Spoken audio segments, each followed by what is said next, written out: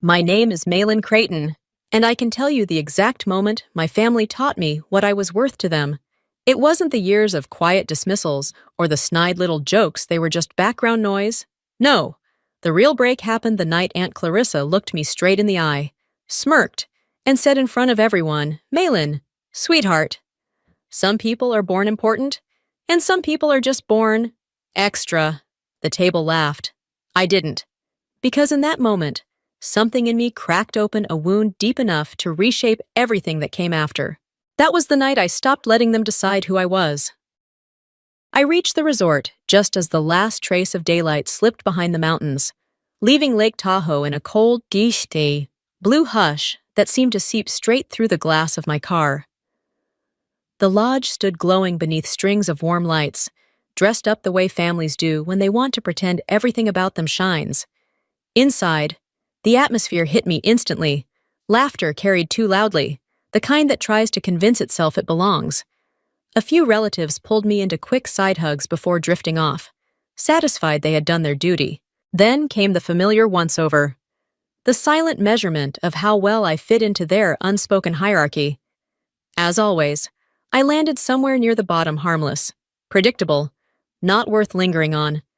When I stepped fully into the main hall, my path crossed with Amanda Pierce. She looked polished in a way only certain women can manage, every curl in place, pearls catching just enough light to make a point. Her smile flickered in that practiced way, warm on the surface but cool underneath. She let her gaze move over me, as if checking a box, already certain she knew exactly what category to put me in. Standing beside her was Rowan, broad-shouldered, steady posture, the unmistakable air of someone trained to sweep a room with one glance and catalog everything that didn't fit. He offered a polite nod before returning to the perimeter of the crowd, keeping watch without ever looking like he was. The evening unfolded in waves of chatter and clinking glasses, plates piled high with roast beef, steam from mulled cider drifting through the air, conversations about fluctuating stock prices and second homes in Scottsdale. I stayed on the sidelines, blending in the way I always did, letting others fill the space with stories of promotions, investments, or vacations they believed made them interesting. At one point, while exchanging pleasantries with a distant cousin, I noticed Rowan pause mid-sip, his eyes narrowed just slightly, the way someone reacts to a sound they recognize but can't immediately place. It lasted no more than a heartbeat, yet it pulled a faint thread of tension through the room, subtle but unmistakable. As the noise swelled again, I drifted toward the window.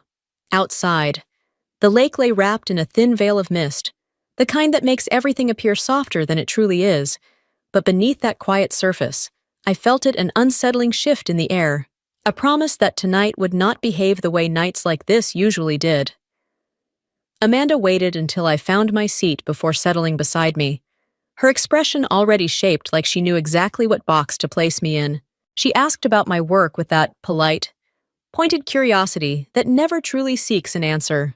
I told her I handled federal administration tied to transportation and logistics, keeping my tone even. She barely let the words land before offering her verdict, calling it paperwork, the kind of job perfect for a woman who didn't want anything too demanding. Her smile stretched with a sweetness meant to soften the blow. But the sting was deliberate. A few people around us let out those small, muted laughs, the ones that pretend to be harmless but aren't. I lifted my water glass, letting the cool edge press against my fingers while I steadied my breath. On the outside, I kept my expression calm. Inside, a familiar pressure tightened in my chest, the echo of years spent being politely diminished, folded into a smaller shape so I would fit the version of myself others preferred. Across the table, Rowan looked over again, not in amusement, not in sympathy. His gaze was analytical, sharp, almost clinical, the kind of look someone gives a detail that doesn't quite match the rest of the picture. His eyes didn't flinch when the conversation shifted. They stayed on me a beat too long. A faint vibration from my bag jolted me back into my body. I knew that signal instantly. Wrong time, wrong room.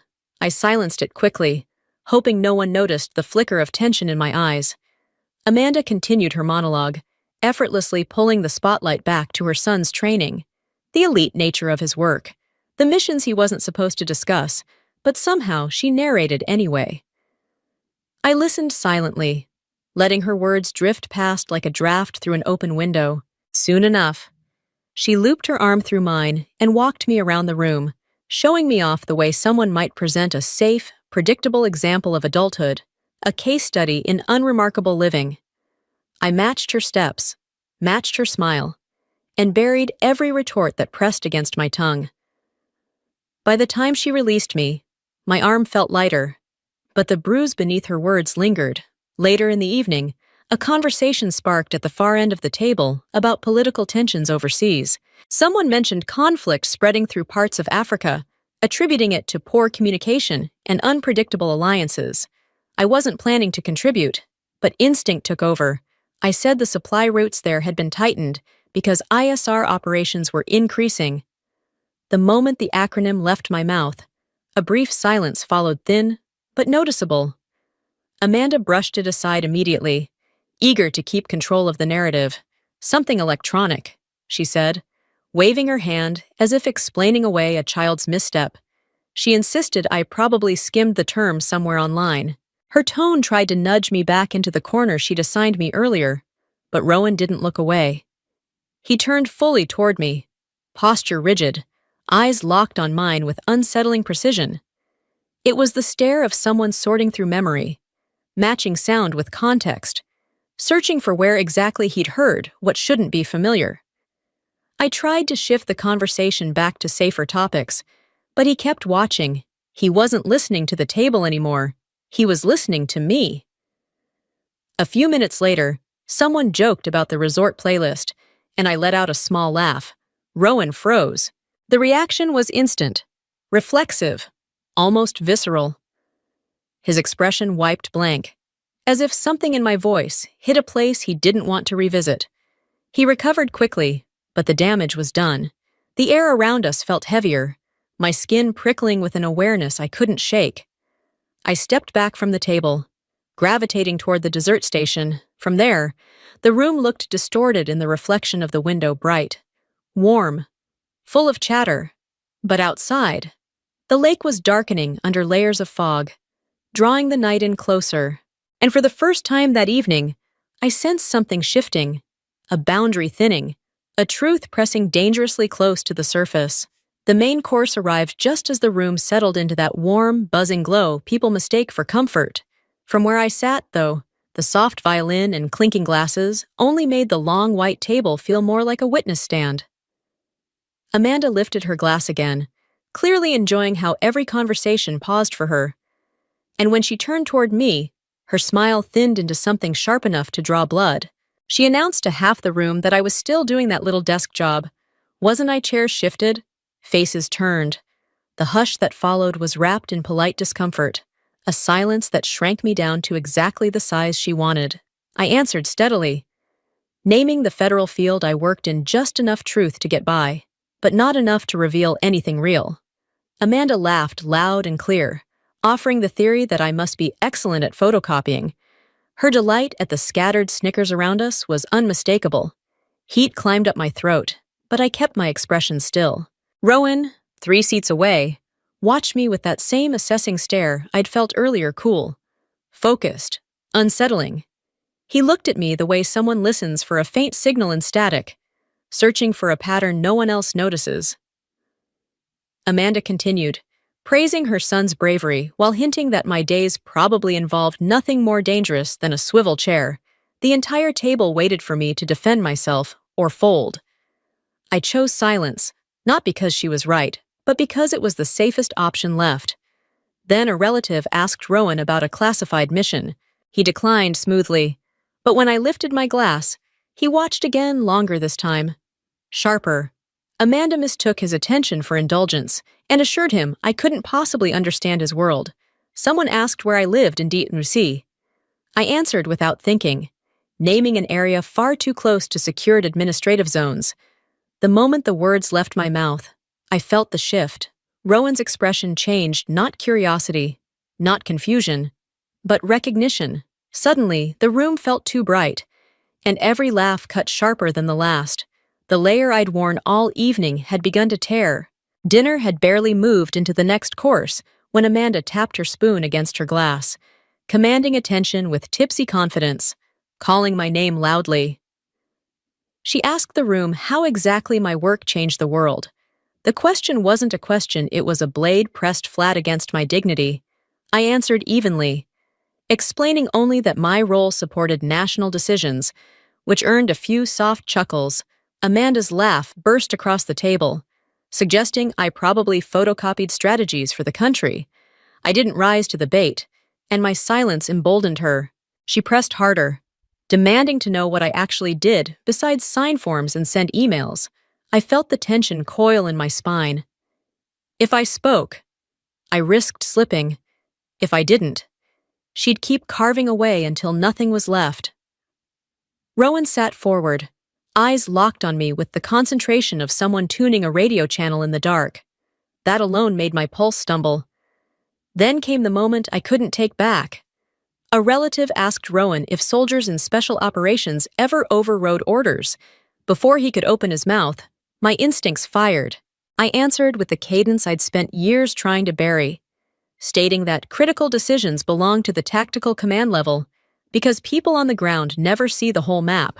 The second I heard myself, I felt the air seize. Rowan froze, stunned, the last piece of recognition sliding into place behind his eyes. No one else noticed. But he and I knew that sentence didn't belong to an ordinary life. Amanda scoffed, asking who in the room would ever believe I mattered. Faces nodded along, but Rowan kept staring at me silent, unmoving like someone hearing a ghost speak. And I felt the dividing line between my two lives begin to crack. The table had drifted into that uneasy middle ground between half-drunken amusement and sharpened curiosity. The violin played on, but the laughter had thinned, leaving behind the kind of pause that makes you feel everyone is waiting for a spark. When Amanda stood again, lifting her fourth glass of Chardonnay, I felt the room pivot. Trouble always announces itself early, you just need to know the signs. She pointed straight at me, her smile stretched with the confidence of someone convinced the crowd would cheer her on. She said I could talk all I wanted tonight, but we all knew the truth. I worked a small, unimportant job. Her eyes had a hard shine to them, a dare wrapped in condescension. Then she demanded I answer loud enough for the whole table. Forks lowered. Conversations died mid-sentence. Faces turned with that familiar American family curiosity, eager for spectacle. Too polite to admit it, for a moment, sitting there in that luxury resort. I felt like I'd been dragged in front of a camera crew, the room waiting for my confession. No one spoke up. Their silence was its own kind of cruelty. Amanda tapped her glass again, telling me to explain what my job involved besides shuffling papers. A burn ran down my spine, not anger, but a clarity that comes when you realize you're at the end of pretending. I steadied myself and told her calmly I didn't do paperwork. She burst into laughter before I even finished speaking, waving me off as if I were a child who couldn't tell the truth. Rowan shifted. Not much, but enough. The way his attention locked on me made my breath catch. This wasn't idle interest. It was recognition searching for a place to land. Amanda leaned in, insisting I admit I was just an office girl so the table could move on. Something inside me snapped taut. I set my glass down, the sound cracking through the noise like a warning shot. For the first time, I let my eyes meet hers fully. I told her she was asking the wrong question. The room dropped into a stunned hush. Amanda demanded to know what I meant, but before I could speak, Rowan's fingers curled around the back of his chair, knuckles white, eyes cutting through the distance like a blade. I knew that expression. I'd heard it through radio static years ago. Someone asked what I meant. Amanda laughed it off, but Rowan didn't blink. His entire posture tightened with the instinct of someone who had just identified something dangerous and familiar. There was no returning to the silence I'd lived in, so I crossed the line myself. I told them I didn't handle paper, I handled threats. For a single frozen moment, the entire room inhaled as one, and I felt the thin, fragile line separating my two lives finally snap. Amanda's laughter burst out so loudly it drew glances from neighboring tables. She claimed I'd watched too many action movies, slapping someone's shoulder as if I'd delivered the comedic high point of the evening. Her voice filled the room, warm and dismissive. the same way people laugh when they're certain they've won. But Rowan didn't laugh. He rose slowly, as though pulled from a deep, heavy place. His balance took a moment to settle, and when he turned toward me, everything about him went still. No twitch, no shift, no hint of expression, just focused recognition sharpening beneath the surface. He asked in a low, controlled voice if I'd really said what he thought he heard. I nodded, and he took one measured step back, eyes widening with a realization that read more like fear than surprise. The violin faded into a distant hum. My pulse was the only sound I could hear. Amanda tried to pull him out of it, telling him not to let me get inside his head, insisting people like me exaggerate. He ignored her completely. He kept staring at me with the intensity of someone reliving a moment they had fought to forget. Then he said he'd heard those exact words before. In Helmand. My breath caught. His face shifted, memory colliding with reality. Amanda waved him off again, insisting he was being dramatic. But Rowan's hand trembled, barely noticeable. But there, and that single tremor said everything. Amanda turned on me, demanding to know my title if I was so significant. Her voice cracked from the force of her own certainty. The entire room waited, expecting me to crumble. Instead, I lifted my eyes, inhaled once, and stepped fully into the truth I'd run from all night. I told them I was Cypher 9. Cold air swept in from the open door. Rowan froze completely, staring as if watching a ghost walk into the room. His lips parted, a whisper slipping out confirmation. Disbelief, horror intertwined. Amanda's mouth opened, but nothing came out. And the entire world inside that warm, glittering resort shifted on its axis. The moment the words left my mouth, the room seemed to dim. Though every light still burned, it was the way people stared, fixed, unblinking, as if I'd just armed something dangerous at the center of the table. Amanda froze, her wine glass tilting until a thin ribbon spilled across the linen, unnoticed by her. Rowan didn't look away. He stood caught between the family who raised him and the battlefield that shaped him. His shoulders trembled once. Seals don't tremble. That was when I knew he'd recognized me completely. He turned to the table, voice roughened by something deeper than shock. Cypher 9 isn't a story, he said. She's the voice from above, the one every SEAL team listens to, the one we don't question. Silence swallowed the room. Someone asked if that meant I commanded them. Rowan didn't look at the speaker. He kept his eyes on me. When she says abort, we stop. No debate. Not even command can override it. The weight of his words landed like a blow no one there was prepared for. Amanda lurched to her feet, insisting he was mistaken, but Rowan's hand slammed against the table hard enough to rattle silverware. He warned her sharply to stop. She had no idea who she was speaking to. Her face blanched. My family stared at their plates. Finally understanding the magnitude of what they'd spent the night belittling, Rowan looked back at me, voice softening in a way that cut deeper than any shout. In Helmand, your voice saved our lives. Without you, we wouldn't be here. A wave of emotion rippled through the room, but I stayed still. No pride, no denial, only composure, the kind Cypher 9 was built from, the kind no one at that table had ever imagined. I stepped out onto the balcony and let the door close behind me, sealing off the noise like a radio channel finally going silent. The wind off Lake Tahoe cut sharp and cold, dragging the scent of pine across the water. The lake stretched out in darkness, the moon tracing a thin blade of silver along its surface. A moment later, Rowan joined me. He didn't speak at first, just set a beer beside me and opened his own. When he finally asked if I knew when he recognized me, I guessed it was sometime tonight. He shook his head. It was the moment I told Amanda she was asking the wrong question. He'd heard those exact words through static years ago, calm, clipped, right before his team approached a house wired with an IED. The memory struck hard. I remembered the storm, the blinded drone feeds, the weight of responsibility as I told them to stop. 6 seconds later, the blast confirmed everything. Rowan stared at the lake while he spoke. My voice had saved them. Without it, he wouldn't be standing here. I told him he owed me nothing. He said his whole team owed me their lives. The wind hit us again, colder this time. But something in me settled. For the first time, I saw my family clearly. They'd never known me. And maybe never would. Rowan glanced over and said they had no right to judge me. And for once, I didn't argue. When I stepped back into the dining room, my name, Cipher 9, still hung in the air like a blade waiting to drop. Amanda kept her eyes fixed on the tablecloth. My family stayed frozen, the silence so complete it felt rehearsed. I didn't lift a glass or offer a speech. I simply told them I no longer looked for my worth in places incapable of giving it. No one answered. No one apologized. And I realized I didn't need them to. I left the resort feeling lighter than I had in years. Tahoe dark as polished stone behind me, 6 months later, in the Fusion Cell briefing room. My new title reflected on the screen deputy director. My phone buzzed a foreign number. A picture of a beer. Rowan's message wishing me a happy birthday and promising the next drink was on him. I smiled not for recognition, but because someone finally saw me clearly. The story didn't end with an explosion, but with the quiet I'd earned. The quiet I'd earned. The quiet I'd earned. The quiet I'd earned. The quiet I'd earned. The quiet I'd earned. The quiet I'd earned.